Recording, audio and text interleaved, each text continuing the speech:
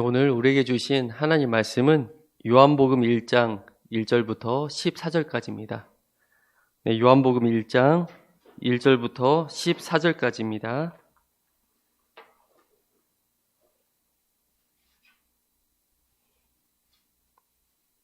네, 봉독하도록 하겠습니다.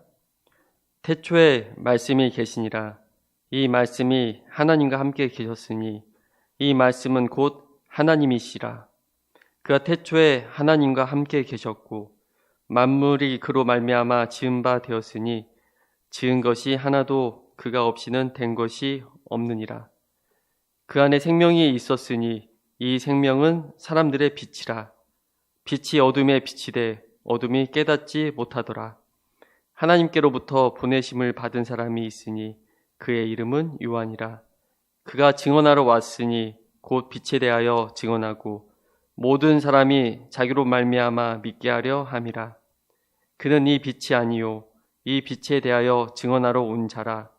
참 빛 곧 세상에 와서 각 사람에게 비추는 빛이 있었나니 그가 세상에 계셨으며 세상은 그로 말미암아 지은 바 되었으되 세상이 그를 알지 못하였고 자기 땅에 오매 자기 백성이 영접하지 아니하였으나 영접하는 자 곧 그 이름을 믿는 자들에게는 하나님의 자녀가 되는 권세를 주셨으니 이는 혈통으로나 육정으로나 사람의 뜻으로 나지 아니하고 오직 하나님께로부터 난 자들이니라. 말씀이 육신이 되어 우리 가운데 거하심에 우리가 그의 영광을 보니 아버지의 독생자의 영광이요 은혜와 진리가 충만하더라. 아멘. 네, 할렐루야. 네, 오늘 예배 자리에 나오신 성도님들에게 주님의 사랑이 넘쳐나시길 기도드립니다. 여러분 혹시 등산 좋아하시나요? 등산?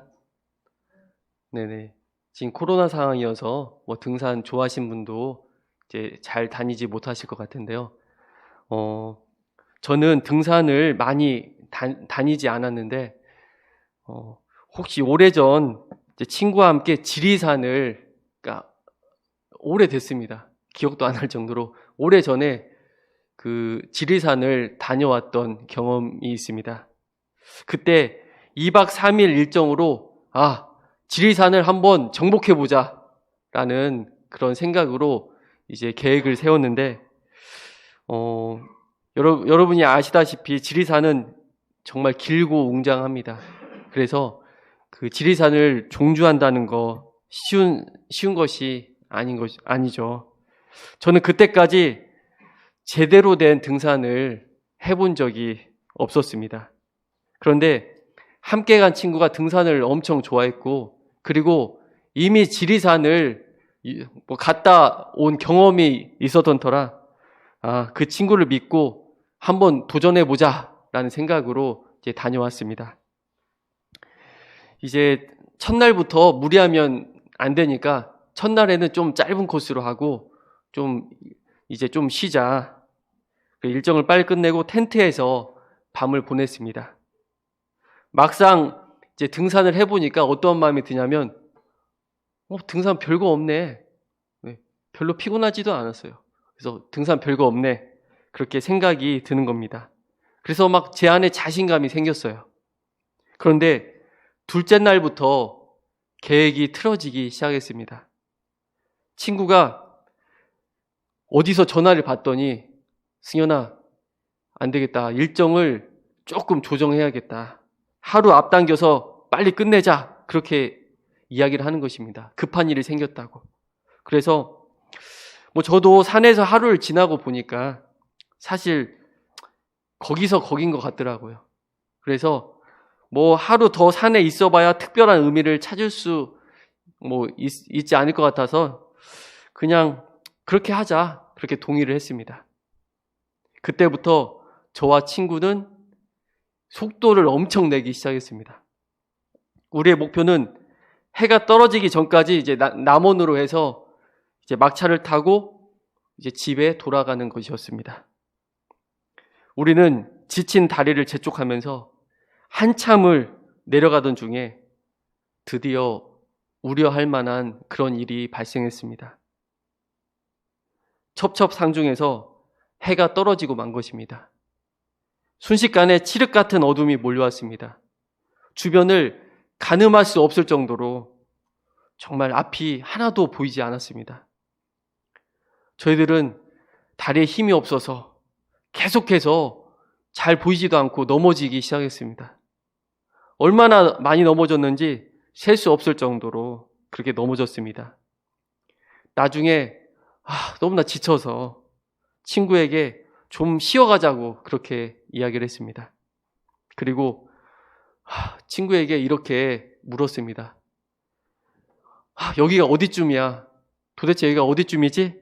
그랬더니 친구가 잠시 생각을 하다가 어딘지 잘 모르겠다는 것입니다. 그럼 우리가 지금 가고 있는 길은 맞기나 한 거야? 그랬더니 이상하게 아까부터 표지판이 보이지가 않아. 그렇게 말합니다.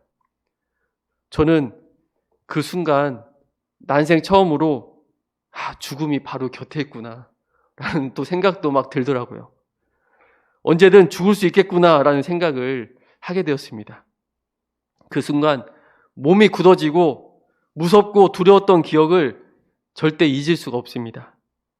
아주 오래된 이야기지만 저는 어둠이 얼마나 무섭고 두려운 것인지 지금까지 선명하게 기억하고 있습니다. 인생의 어둠은 내가 예상했던 시간에 찾아오지 않는다는 것을 저는 어리지만 배웠던 것입니다. 어둠은 인생 가운데 순식간에 찾아오고 인생이 어둠에 갇히면 우리는 길을 잃게 되고 넘어지기를 반복하다가 나중에는 주저앉고 만다는 것입니다. 코로나로 인해서 그런지 요즘 사람들을 만나면 사람들의 그 얼굴을 보면요. 대부분 그늘이 있습니다. 얼굴 가운데 그런 어둠이 있다는 것입니다. 우리 사회도 마치 어둡게 닫혀서 멈춰버린 것처럼 그렇게 답답함을 느끼고 있는 것입니다. 무엇보다 너무 안타까운 것은 빛이 되어야 할 교회가 세상과 똑같이 어둠에 갇혀 있는 그러한 현실인 것입니다. 지금 우리에게 필요한 건, 우리 가정에 필요한 건, 우리 자녀에게 필요한 것은, 지금 우리 사회에서 필요한 것은 바로 빛입니다. 빛. 4절에 보면 그 안에 생명이 있으니 이 말씀은 사람들의 빛이라. 예수님에게는 생명이 있고 예수님에게는 빛, 바로 세상 사람들에게 빛이라고 말하고 있습니다. 여러분, 요한복음이라고 하는 이 복음서를 보면 그 헬라 철학에 익숙한 사람들에게 전하는 복음서입니다. 헬라 철학은 그 세상을 빛과 어둠으로 그렇게 구분했습니다. 빛은 진리와 깨달음을 얻은 상태이고, 그리고 어둠은 무지와 무능에 빠진 상태를 의미합니다. 사람들은 자기 인생에 빛이 있어야 된다고 여기고 진리를 찾았습니다. 그런 사람들에게 요한복음은 너희가 찾고 있는 인생의 그 빛이 바로 예수님이시고 너희 인생을 빛나게 하는 진리가 예수 그리스도의 복음이라고 그렇게 이야기를 하고 있습니다. 어둠은 빛이 들어오면 바로 소멸됩니다. 그게 어둠의 속성이라는 것을 여러분 잘 알고 있을 것입니다. 그러나 우리 사람 안에 있는 어둠은 그렇게 쉽게 소멸되지 않는다는 것입니다. 우리 안에 있는 어둠의 빛을 강하게 우리는 그 어둠 안에 있는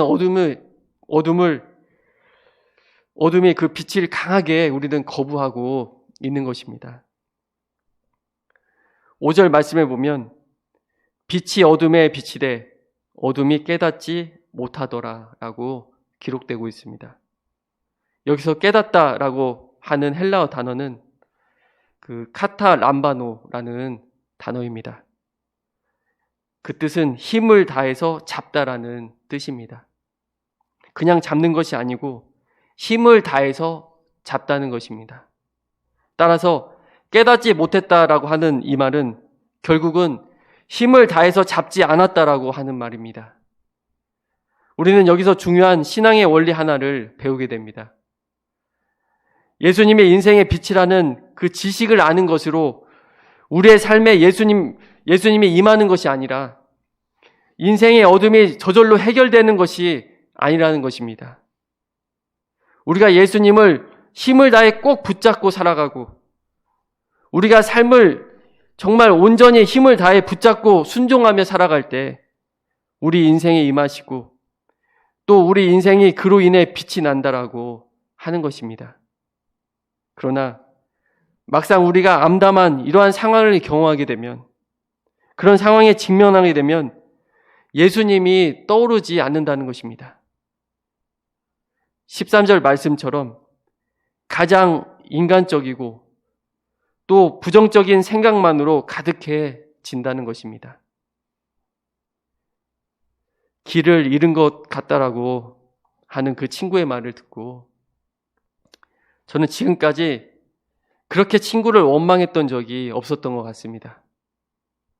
분명 제 자신도 제 욕심을 가지고 그 친구의 그 무리한 선택, 그런 산행에 동의를 했음에도 불구하고 막상 일이 잘못되니까 어떻게 됐습니까? 친구를 원망하기 급급한 것입니다.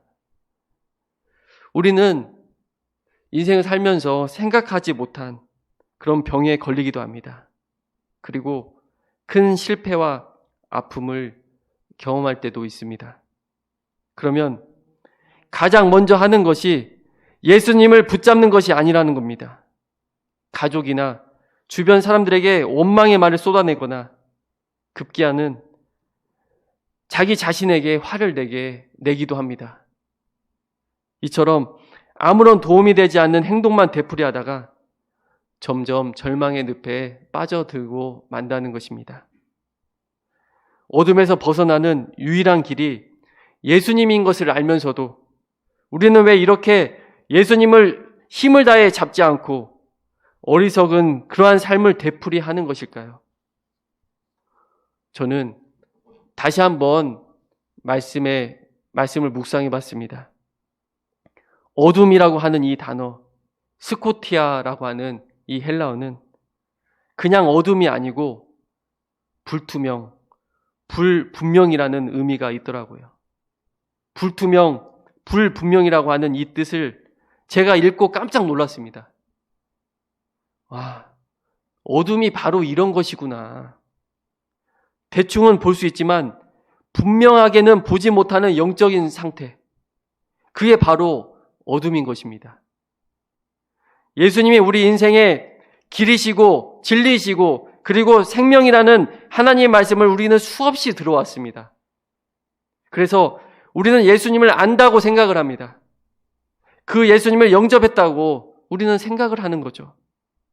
그러나 실제로는 예수님이 내 인생에 어떠한 존재이고 어떠한 의미인지 우리는 분명하게 알지 못한 채로 살아가고 있다는 것입니다. 아니, 알려고도 하지 않는다는 거예요. 이처럼 불분명하고 어설프게 예수님을 알고 살아가게 되면 어둠의 골짜기를 지나는 순간에 예수님이 전혀 떠오르지 않는다는 것입니다. 나쁜 언행만 튀어나오고요. 이기적이고 불의한 세상 방법에 강한 유혹을 느끼다가 결국 넘어가게 된다는 것입니다. 우리 일상 가운데서도 마찬가지입니다.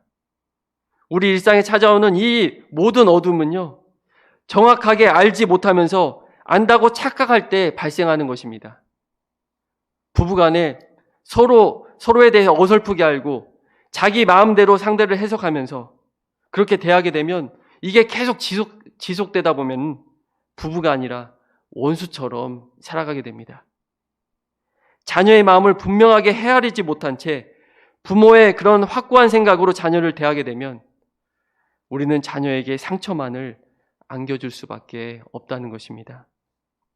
그러면 예수님에 대해서도 어둠, 배우자에 대해서도 어둠, 자녀에 대해서도 어둠, 직장과 동료에 대해서도 어둠, 이렇게 우리가 어둠으로 살아간다면 우린 계속해서 넘어질 수밖에 없다는 것입니다.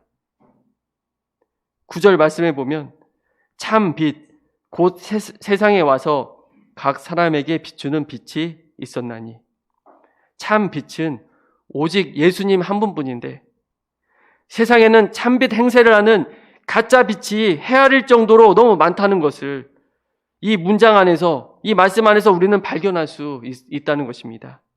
그리고 10절 말씀에 보면 세상이 그를, 바로 빛 대신 예수님을 알지 못하였고, 그리고 11절에 자기 백성들이 영접하지 않았다라고 기록되고 있습니다. 왜 이들은 예수님을 알아보지 못했을까? 하나님의 말씀으로 살아왔던 유대인들이 왜 예수님을 알아보지 못했고 빛으로 영접하지 못했을까요? 그들은 평소 자신들이 원했던 빛이 있었다는 겁니다. 그 빛은 예수님과 달랐어요.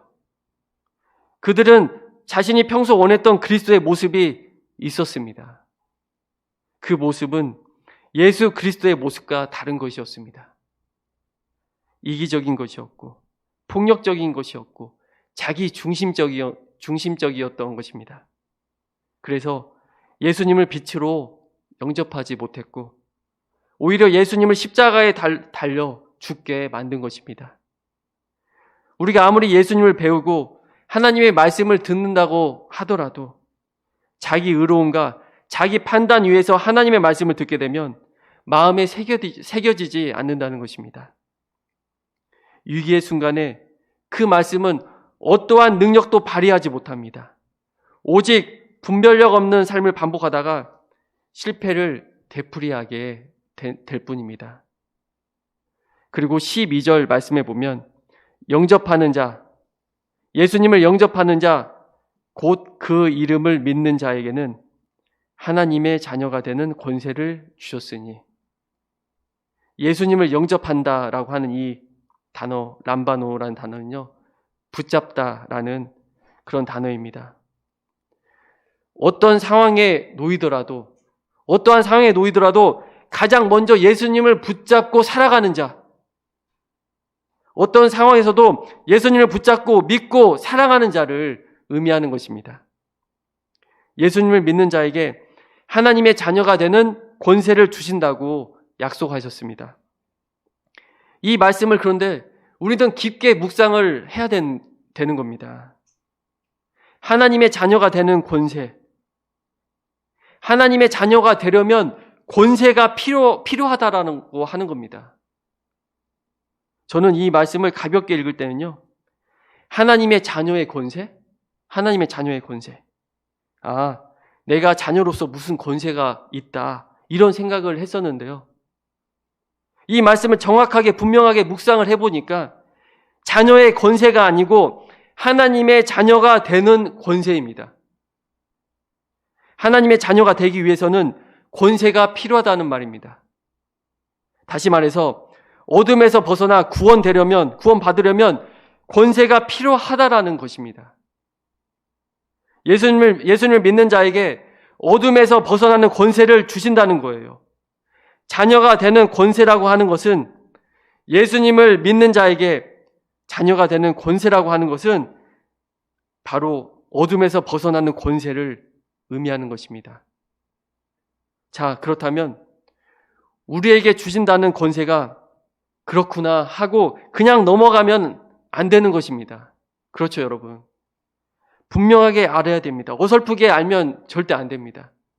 그 권세가 무엇인지 우리는 분명하게 알아야, 우리도 위기의 순간에 직면했을 때 우리의 삶 가운데 그 권세가 나타난다는 것입니다.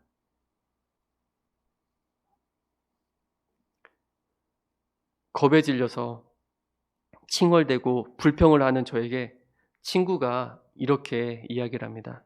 승현아, 우리 기도하자. 친구와 저는 조용히 기도를 했습니다. 기도를 마친 후에 친구가 이렇게 말을 했습니다. 승현아, 우리 어차피 이렇게 됐으니까 무리하게 이렇게 내려가지 말고 주변에 좀 잘 곳을 찾아보자. 우리가 내려가야 한다고 그렇게 생각할 때는요, 오로지 아래 땅만 보면서 걸어가니까 계속해서 걸려 넘어지고 마는 것입니다. 그런데 내려가야 한다는 생각을 딱 포기하고 나니까 갑자기 우리 눈에 주변이 보이기 시작했습니다. 그 순간 저 멀리 작은 불빛이 보였습니다. 저는 그 빛을 발견했을 때 느꼈던 그 감동이 잊혀지지가 않습니다.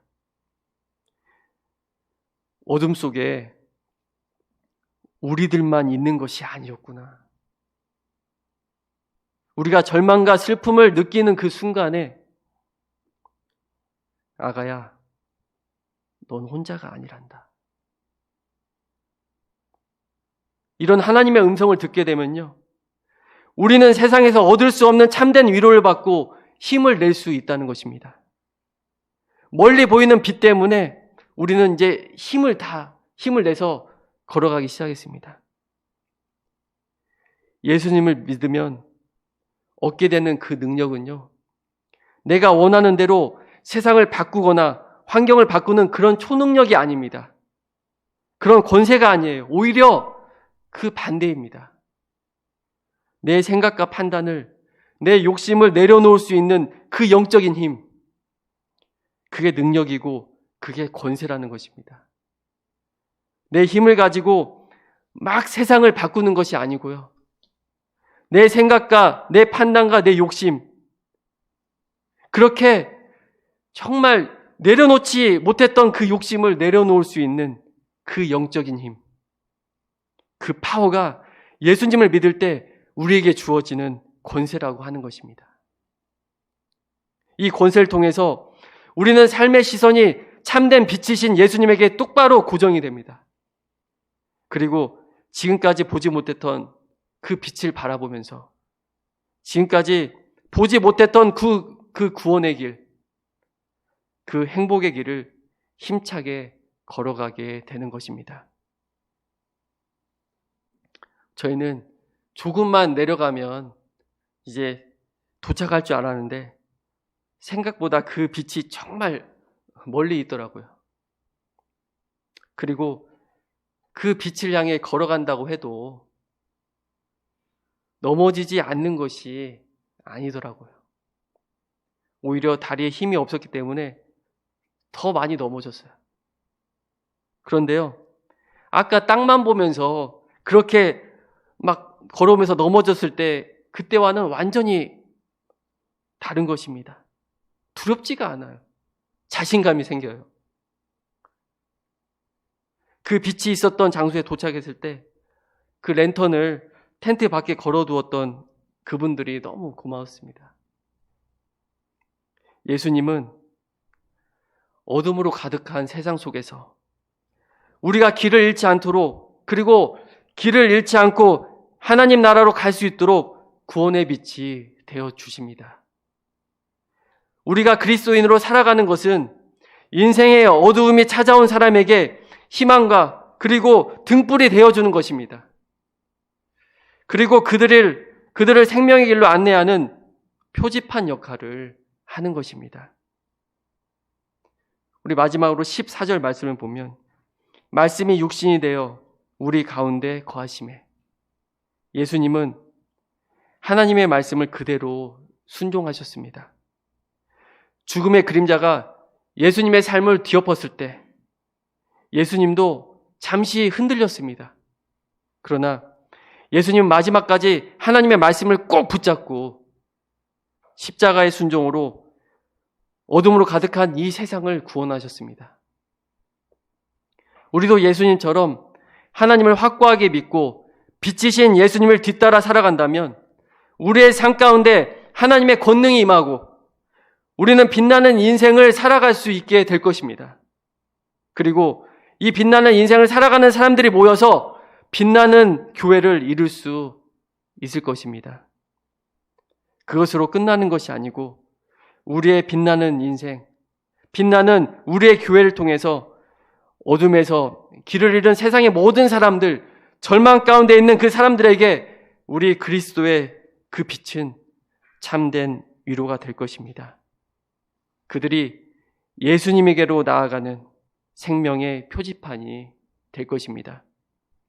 우리 모두 이런 예수님을 꼭 붙잡고 빛나는 인생을 살아가시는 여러분이 되시길 바랍니다. 그리고 사람들에게 감동을 전하는 여러분의 빛난 인생, 그 인생이 다 되길 주님의 이름으로 기도드립니다. 기도하겠습니다.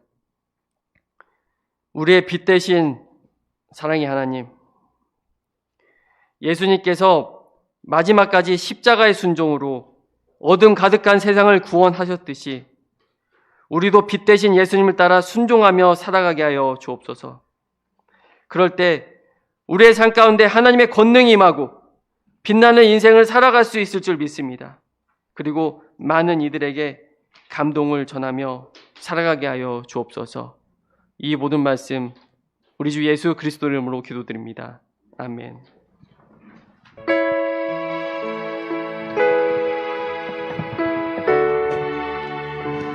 예. 어두운 세상 가운데 한 줄기 빛을 발견했을 때 그 기쁨과 그리고 그 안에서 주시는 소망과 희망이 있습니다. 우리 삶 속에 빛으로 찾아오신 그 주님을 함께 찬양하겠습니다. 주님 당신은 사랑의 빛, 주님 당신은 사랑의 빛, 어둠 가운데 비추소서. 세상의 빛 예수 우리를 비추사 당신의 진리로 우리를 자유케 비추소서. 우리 위에 비추소서.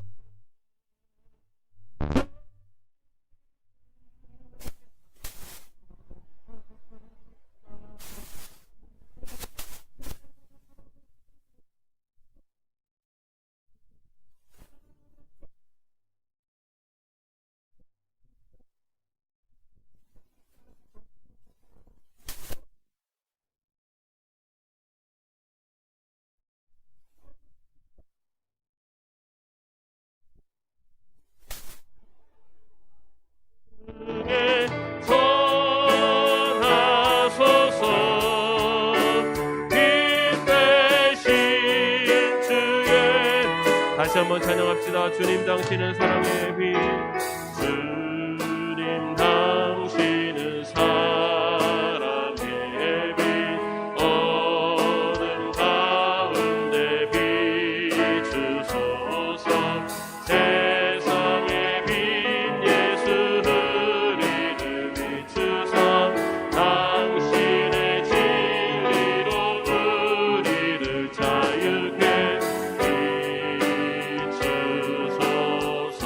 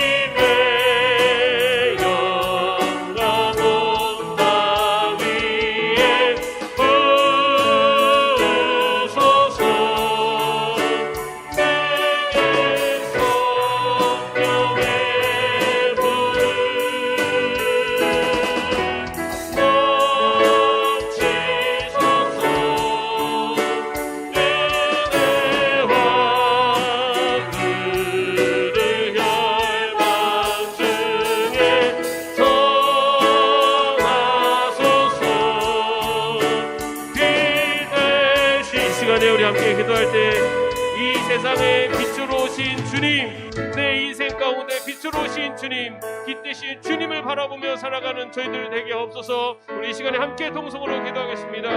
아버지, 우리 이 시간에도 하나님이여 내 인생 속에 빛으로 찾아오신 주님, 이 세상에